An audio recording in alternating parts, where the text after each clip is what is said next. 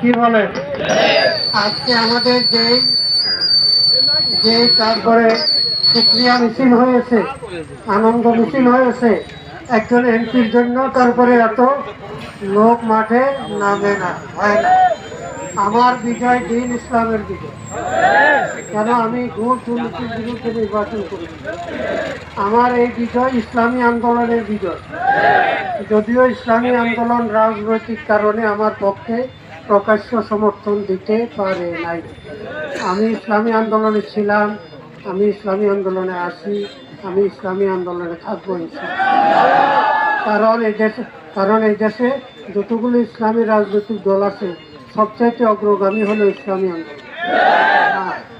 বাকি ইউপি নির্বাচন সম্পর্কে বলতে চাই, আগামী 2.5 বছরের চেয়ারম্যানই কার ছিল, জনগণ আমাকে কি আগামী আরো